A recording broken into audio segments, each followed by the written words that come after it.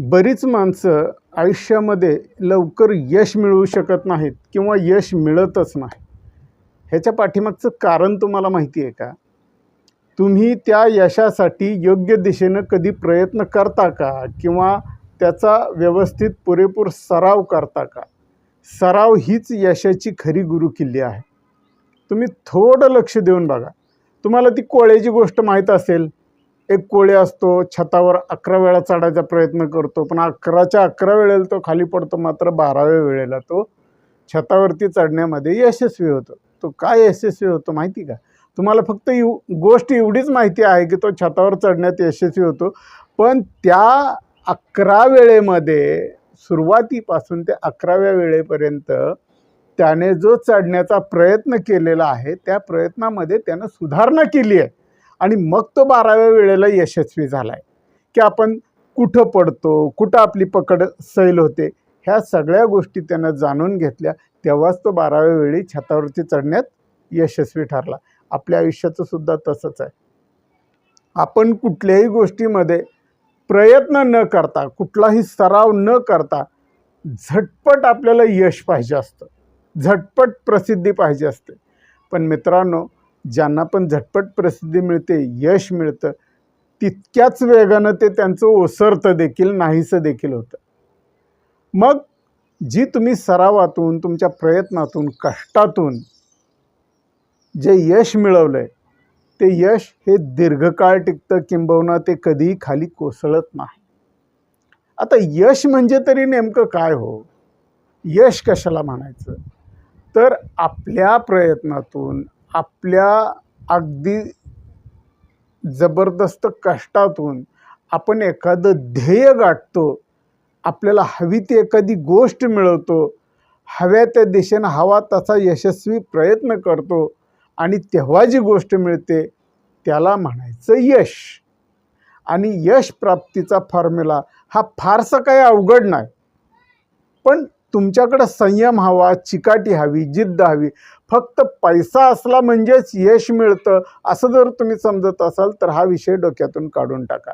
कारण तुम्ही जर अनेक लोकांना बघितलं, अगदी धीरूभाई अंबानी असतील, मुकेश अंबानींचे वडील, ते सुद्धा आधी पेट्रोल पंपावरती कामाला होते आणि त्यांनी मनाशी जिद्द बाळगली की ती जिद्द म्हणजे कर लो दुनिया मुठ्ठी में, म्हणजे त्यांना पूर्ण जग स्वतःच्या मुठीमध्ये घ्यायचं होतं. म्हणजे तशी त्यांची महत्त्वाकांक्षा होती आणि त्या महत्त्वाकांक्षेच्या दिशेनं त्यांनी खूप सारे प्रयत्न सुरू केले आणि त्या प्रयत्नाला यश मिळालं आणि मग रिलायन्स कंपनी उभी राहिली आणि धीरूभाई अंबानीची 2 मुलं, अनिल अंबानी आणि मुकेश अंबानी, ही जगाच्या पटलावरती साम्राज्य करू लागली.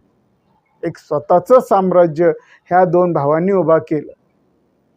त्यामुळं मित्रांनो, लक्षात घ्या, आयुष्यामध्ये जर आपल्याला काही मिळवायचं असेल तर ज्या ध्येयानं तुम्ही झपाटून जाल त्या ध्येयाचा तुम्ही नेहमी सराव केला पाहिजे.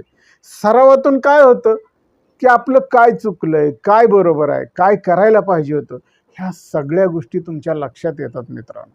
आणि मग आपण कशात कमी पडलो, आपण तिथं नेमकं काय करायला हवं होतं, तिथं इतरांची मदत घ्यायला पाहिजे होती का, किंवा स्वतःचं काही वेगळं स्किल वापरायला पाहिजे होतं का, स्वतःकडं आपल्याकडं काय टॅलेंट आहे जे की तिथं वापरता आलं असतं, ह्या सगळ्या गोष्टी तुम्हाला तिथं कळायला लागतात. आता उदाहरणच द्यायचं झालं तर आता मी जसा यूट्यूबवरती व्हिडिओ बनवलेला आहे, तसा व्हिडिओसुद्धा जर यूट्यूबरना बनवायचा असेल तर त्यांना विचार करावा लागतो की अरे आज काय व्हिडिओ बनवू, आज कुठला विषय घेऊ. अरे बाबा, जगामध्ये लाखो विषय पडलेत, कुठलाही चांगला विषय घे आणि तू बोलायला सुरुवात कर. तू जर बोलायलाच सुरुवात नाही केली, तू जर काय त्या विषयाविषयी मतच नाही मांडलं किंवा तुझ्याकडून जर समोरच्या पब्लिकला काहीच कळालं नाही तर ते तुझा व्हिडिओ कशाला बघतील किंवा तुला नवीन एखादा विषय कशाला मिळेल.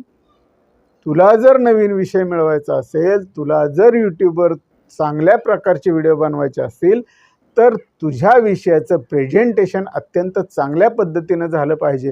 एवढी साधी सरळ सोपी गोष्ट लक्षात ठेवली तरी पुरेसं आहे. म्हणून म्हणतो मित्रांनो, आयुष्यात पैसा तर महत्त्वाचा आहेच, पण त्याबरोबरच आपल्या कष्टाला, आपल्या प्रयत्नाला आलेलं यश हे त्याहून महत्त्वाचं आहे. कारण आयुष्यामध्ये माणसाला जर ध्येयप्राप्ती नसेल तर त्याच्या आयुष्याची नौकाही भरकटू शकते. त्यामुळं तुमच्या डोळ्यासमोर तुम्हाला नक्की काय करायचं आहे, नेमकं काय मिळवायचं आहे याचं ध्येय ठेवा आणि त्या दृष्टिकोनातून, त्या दिशेनं मोठ्या प्रमाणावर प्रयत्न सुरू करा.